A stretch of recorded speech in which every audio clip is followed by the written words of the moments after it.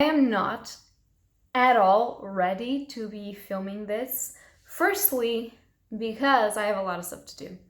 That's normal. Secondly, because I have just finished one of the books that I'm going to talk about here. So technically, this October wrap-up just became okay, but let me just put one more book that I'm reading in November in this wrap-up because I'm cool and I can because it's my fucking channel. And I'm a little bit unhinged today. So it's cold, but it's sunny, but it's strange and stuff. So we're just gonna roll with that. Hello beautiful bookworms, my name is Katerina and welcome to my channel, and today I am going to be doing, as per usual, my October wrap-up. I mean, it's not my October wrap-up that is usual. I do a wrap-up each month, which you probably know if you have been here for a while. I would also very much like to thank people that have been watching my videos, commenting and subscribing. I am noticing that I have more subscribers than I had the last time that I did a video, and I'm so very happy that you guys found something interesting in this channel to watch and that made you want to subscribe and have to see my face at least once a week. So thank you so much for subscribing, and hopefully I can continue making the content that you enjoy, and maybe, just maybe, there will be a giveaway soonish. We don't know. We will see if we have the time, because we don't have the time, okay? Anyways, this is not why you are here. You're here to know if I read horror things in October, because I'm always saying that I love watching horror movies, I love reading horror books, but at the end of the day, do I read them? Occasionally. Did I only read horror in October? Not at all. Did I read a bit? Yes. Were they all good? Absolutely no. Did I read only that? No, I don't know. My October was very, very strange. I had a lot of things to do, as per usual. I'm always complaining, so let's just move on with this. I did, however, read one of my favorite new books. Which, do you know what it is? And no, it's not the paranormal vampire romance one. Although I really enjoy that, but it's not that one. I'm not that trashy. Oh, am I kidding? I really am, but it's not that one. So, let's find out, shall we? Firstly, let's talk about my usuals. I have read 2 comic issues of the Joker. This is issue 6, yes, and this is issue 7, which these things are pretty awesome because I can just do this, and I have both of the comics here, and they don't get dirty or scratched or stuff. It's amazing. It really is. So this is a usual already on the channel. This is the Joker series that is coming out by James Tynion IV and buddies. I never remember their names. And I am enjoying this series a lot. I am enjoying it a lot. It's not actually about the Joker, as the title says, but we fans of the Joker always suffer from those situations. But it's actually a story, a noir sort of story of Gordon and how he thinks and deals with the Joker and the threats that he has done to his city and to himself personally. And Gordon is kind of hired by some shady ass people to go after the Joker because it is thought that the Joker actually started something at Arkham Asylum that actually killed a lot of people from very important families. And so all of those families are after Joker to kick his ass, which you can never do because the Joker is fucking awesome and he's cleverer than all of you. So you cannot kick his ass. I really like the approach. Let me just like this. I really like the approach done to the Joker on these issues because he is approached as, of course, maniac and a crime boss, which of course you have to present him like that, but he's also presented as someone that is not insane at all. He just isn't afraid of the consequences of what he's gonna do. He has a point, he has actually an incredible dialogue, not in these 2 issues, but on the fourth, I don't remember, where you can actually see that he's portrayed as being incredibly conscious of what he's doing. He knows what he's doing, he has a purpose, and that's why he's doing that, and he says, I'm not the one that did that. If I was, I would take credit for it. I was not. There's something going on. And Gordon figured that shit out. So Gordon is kind of in between, do I murder this son of a bitch? Do I not murder him? Do I try and work with him? Do I work for the people that hire me? Or do I work just for myself? And can I go through the trauma of being after the Joker again? And so I love it, of course, because it's about the Joker. Which sadly was not the case for my next reads, which also have to do with the Joker. But I hate it. I really did. That is issue 1 of The Joker Presents a Puzzlebox and issue 2 of the same name of the thing. I don't even know who did this. I will figure out for you. This was written by one Matthew Rosenberg, and the artists are Jesus Marino, Joshua Hickson, and then there's a bunch of colorists and letterer, which I do believe these people are important, but I can't list all of these names. If you want, go check it out.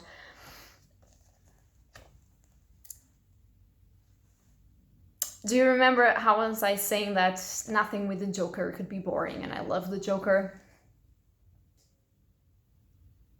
I got catfished. I really did. I really did. I don't know what this is. I hate this. I hate this so much, and I didn't want to hate this. And I'm going to force myself to read all of this because I am still holding out to the hope that this is going to be one of those things that when you read it to the end is going to have a mind-fucking plot twist, and you're going to be like, oh shit, I love this series. Not likely, but I will try. This is basically a story of the Riddler, which already, as per usual, all fucking Joker stories are never about the Joker, but whatever. It's about the Riddler. Bitch is dead, okay? And all of the villains in Gotham are locked up because they don't know who killed the Riddler. Like the police, Gordon and associates don't know who killed the Riddler, and so Batman and everyone just locked up all of the villains in order to try and understand if they are going to like backstab each other and actually tell them who killed the Riddler. And so the only bitch that decided to talk was, of course, the Joker, because he loves to hear his fucking voice. And so he's being interrogated, and the entirety of the comics is he being interrogated about who killed the Riddler. And he's telling such a fucking story about an Indiana Jones kind of Riddler that goes to the fucking mountains and temples and whatever to find this box that has something inside and we don't know what it is. And every single one of the villains in Gotham and their mothers and their cousins and their dogs want that box. For some reason, I don't know.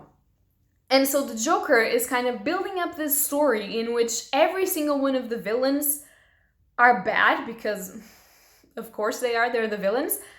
But they all could have killed the Riddler, but then in the end they didn't. But then they're all against each other and there's these teams of villains, and it's the most atrocious thing I've ever seen. First of all, they can't cooperate, which is pretty normal because they all hate each other. Like, they really hate each other. And they can't do the cooperative of the thing.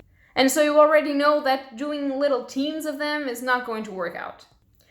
But yeah, and then they all try to kill each other, and it's so annoying. There's so many plot holes and everything, and I do understand that this is supposed to be the frustration that the police feels every time they have to talk to the Joker, because dude never gives a straight answer.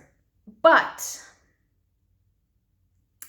I'm frustrated, and I hate that. I really... What's the point of this story? What's the point? I hope that I figure out the point and the point slaps me across the face and I'm like, oh, this is genius, but really it isn't. It's boring. Then I read something that it's not at all boring and it's incredible and bamboozles me every time, and that is The Nice House on the Lake, issue 4. And this is by James Tynion IV and Alvaro Martinez Bueno and Jordi Belair. I love this so much. If you like horror, if you like strange things, it doesn't necessarily have to be horror. If you like strange motherfucking things, if you like a tale of 12 people in a house in the woods, and you want to see how that's gonna work out, wow, this is amazing. I love this. I love this. I want to read this. Every time that I read them, I want to reread them again. It's just so many clues, so many things going on, the cliffhangers, the endings, the beginnings, the what's going on. What is going on? I don't know. I love it. I recommend, I really do. Then I've read another one that I wasn't so keen on, sadly, and that is an e-arc that was provided to me by Ned Galley, and it is an e-arc of Hetty by Eddie Generous. And this came out on September 16th of this year, so I would really like to thank Ned Galley for providing me with the arc of this. This is supposed to be a horror story. It's not, it's a boring story. It's horrible in the way that it bores you to death. That's how it works. So Hetty is the story of this dude. He lived on the streets for a while, but he was rescued by a really nice dude, and he is now living in his dead uncle's house. And a single mother and a child moved next to him, and they're in a little town where there's this thing where Hetty, she was a school teacher and she killed a bunch of children a long time ago, and then she was murdered by the population, I think, because my attention span of this declined a lot from chapter 1 forward, which I don't want to be a bitch, and I know that writing a book is a lot of trouble, and I don't want to tell Eddie Generous that he did a horrible job, because he didn't, and I know that a lot of people enjoy it.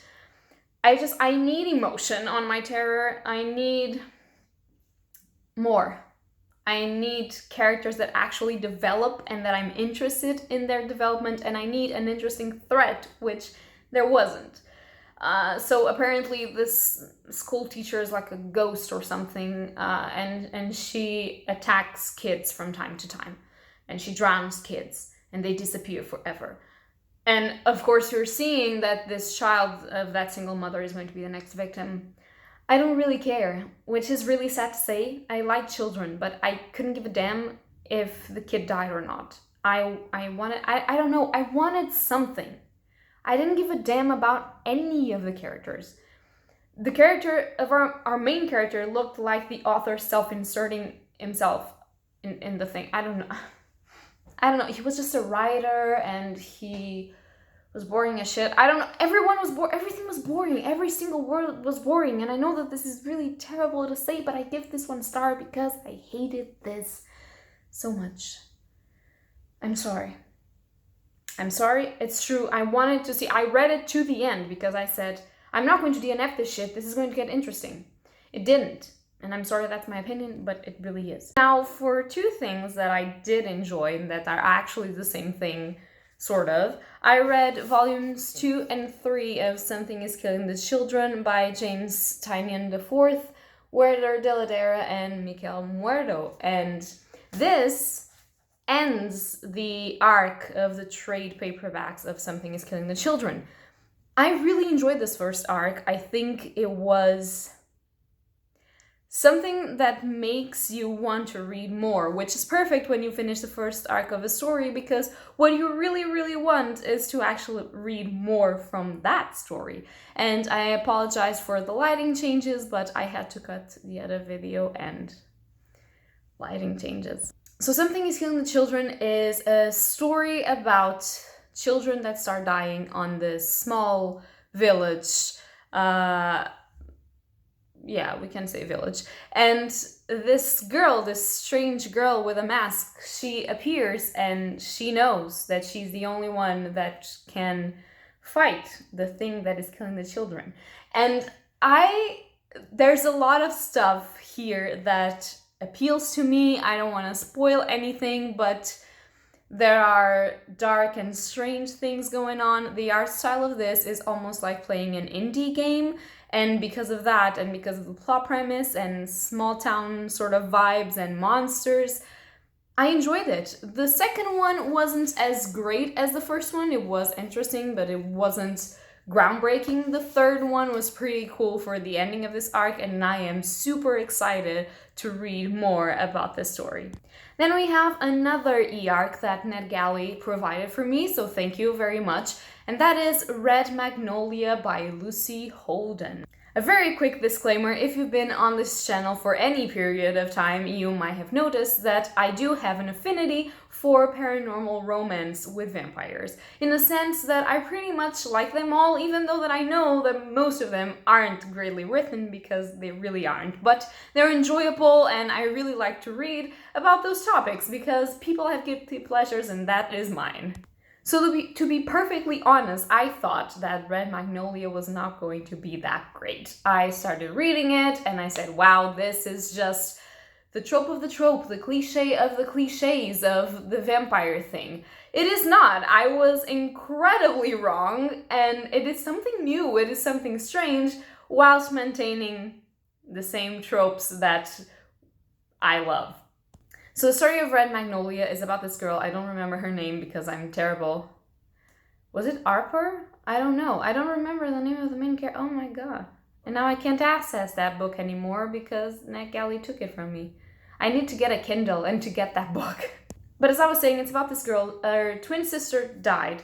And she and her brother, because her mother also died, and her dad, I don't know if he's dead or he's just a piece of trash, but he's not present. And her brother is older than her, and they moved together to this house that he won sort of a scholarship to rebuild and reconstruct. But that house is sort of cursed, and the family that lives there kinda has to always be there, or it will unleash an ancient evil through the land. It has to do with some ancient curses of the people that used to live there, and obviously has to do with vampires. It is not subtle at all in what the curse is supposed to be, which I loved, because I spend most of the time like laughing at myself and saying, this book is not at all subtle, and I love it how it just goes all in. But it has something that the other books that I read in paranormal romance don't have, which is, brace yourselves, Southern vampires. Southern Gothic vampires. And I love it. I love it. And it's so great. It's so great. And I heard that there's 6 more, something like that, books in the series. But from what I gather, you can only get the first and the last one in paperback, and the rest of them are only on Kindle. I'm not really sure how this works, but I want them all. I want them all. If you like paranormal vampire shit. This was pretty dark, actually. It wasn't that lovey-dovey sort of thing that you normally get, like Twilight and Crave and stuff like that.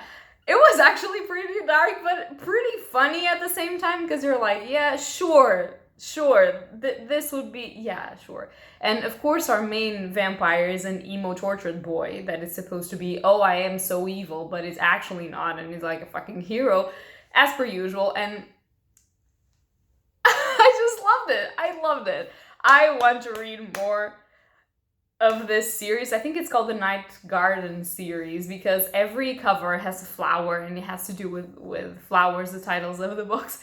And it's just, the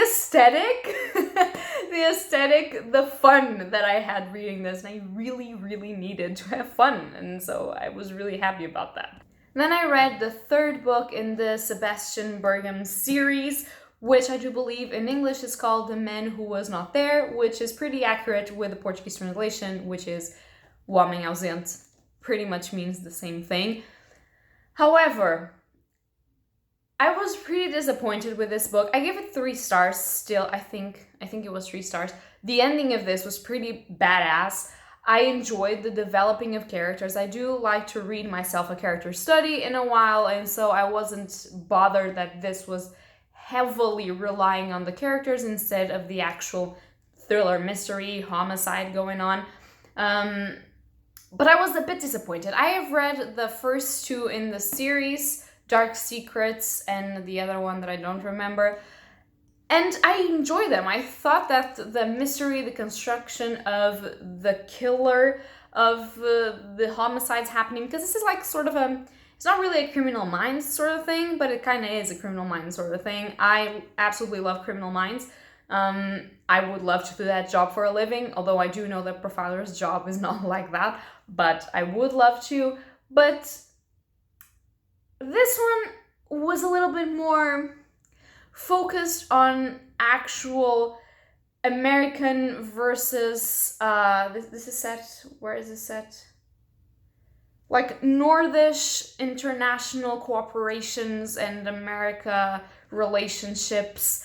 And this is gonna sound really bad, but I didn't care.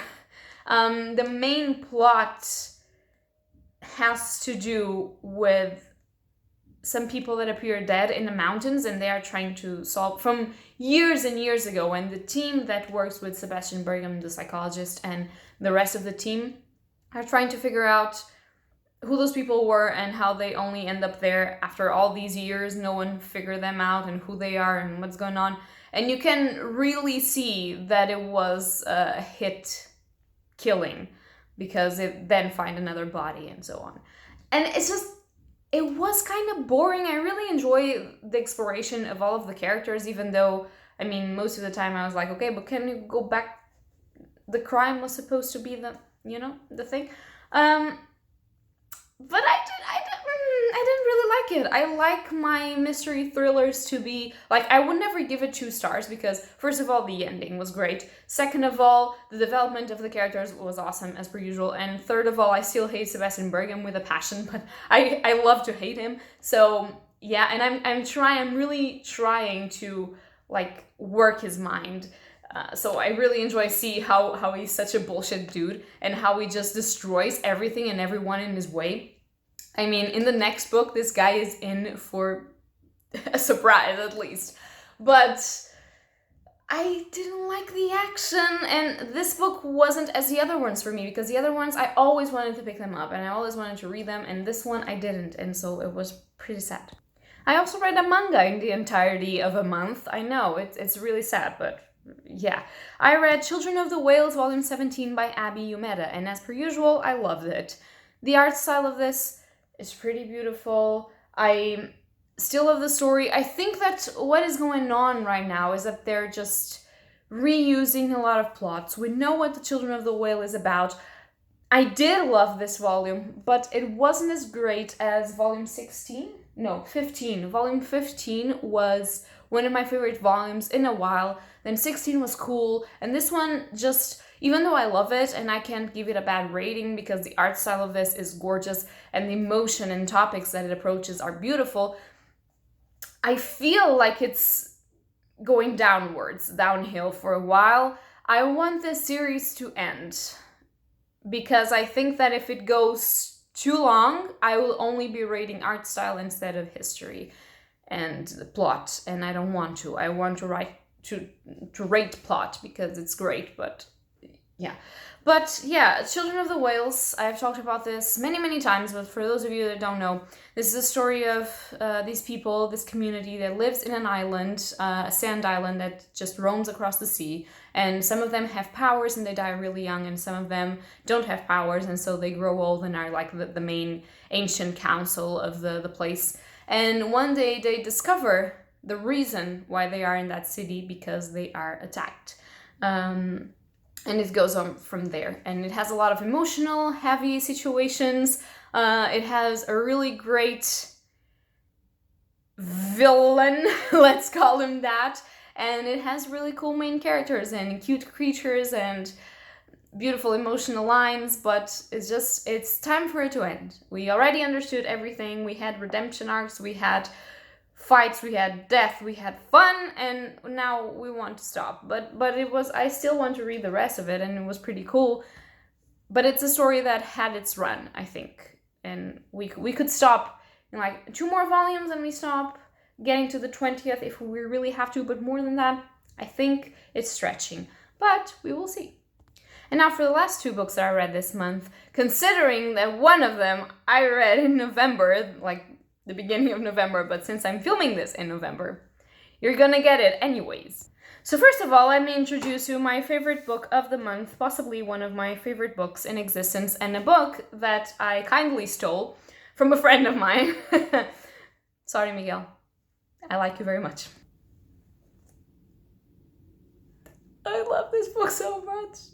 Okay, people, if you're following this channel, you know that I have a review for I by Gavin Gardner. And this is really sad because I always have to look at people's names I actually talked to them and I don't know their names, but fine. I love For Rye. This is a horror book, a horrifying horror book. I love it. I don't know what else to say. I have an entire review talking about this. I will link it up above if you want to know more non-spoiler thoughts. But the only thought that I want you to record in this wrap-up about this book is, it's great. Go read it if you don't have trigger warnings for specific stuff. If you want to go check my Goodreads review, it's on my link down below. This is great. This is awesome. If you like horror, go buy it. This is everything that I have to say. This might possibly be, if not my favorite book of the year, one of my favorite books of the year. Thank you very much for coming to my TED Talk. The only reaction that I have is, oh my god, I love this! Read it! This is my wrap-up. It's the wrap-up for this book. Go read it. Now, without the screaming, I'm very sorry if anyone was listening to me with headphones. This is the story about our main character, Renata Wakefield. And she is a novelist, but she had a very complicated past, and she is considering suicide. So, trigger warning for you right there. However, a notice comes telling her that her mother was murdered in a very gruesome way in the small town where she used to live. And so she has to go back to the small town, take care of her dad, and try and understand what happened with her mom. And her mom was killed in a way that was written in a book of another writer, this time a horror writer, and she meets him. Stuff goes from there. I don't want to spoil anything else. This is brilliant. This is an exploration on mental health, madness, art, and I love it. I really do love it. If you haven't, for the screeching in this video might have give you a clue that I love it. So I won't spend a lot of time on this. This was great. Go read it. Did I mention that I stole this? I stole this book from its rightful owner. I'm so sorry, but I had to. I'm going to reread this and I'm going to tap the shit out of this because I know what my favorite parts are and I want to write thoughts. And now I can do this because... Okay. I'm fine. Totally fine. So of course, being that my favorite book, I pre-ordered Gavin Gardner's novella that came out on it was supposed to come out on the 31st of October to be an Halloween release, but it came early. It came out on the 29th. No, I got it on the 29th. No, wait. Okay, I don't remember. It came out early. We're going with that. So, let me see if I can say this name correctly. This is The Last Testament of Crighton Smythe. Smythe. Yeah, I think that's how you say it. And this is a tiny, tiny novella, which I am very, very angry about because this is not the end of the novella. The novella ends right here. So it's only this. This is like a For Rye chapter. Why? I was having fun, okay? Why did it end? I don't know. So this is the reason why I'm very unhinged today, because I just finished this and I wrote a review for it on Goodreads and I don't know what to say about this because I did love it. It's not the same as For Rye, obviously. It's a novella and it's not as fully developed as a novel, obviously, but it is so enjoyable. I mean, there is no comparison between the two of them, and I'm going to tell you what this is about in a moment, but the writing is there, it's the same, and you can understand how freaking enjoyable it is to actually read Gavin's words because he has amazing descriptions, he has plots thoroughly thought of, and there's some uneasiness going on in here, and it's great. It's great. And I thought I had problems with my parents. Now I have to correct that idea because, wow, okay. Okay, so The Last Testament of this person. I'm not going to say his name again. So it's about this dude. Okay, this dude, which I'm not going to pronounce because this is hard for me.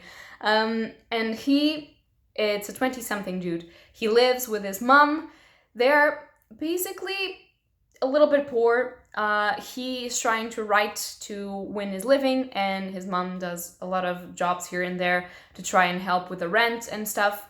And he has this thing, which he calls a knack, which is where he can see and know if a person, like how a person is going to die and when she's going to die, she or he, whatever. But the only person that he can't see the death of is himself. And this is narrated in first person, which again, it's a difference from Farai.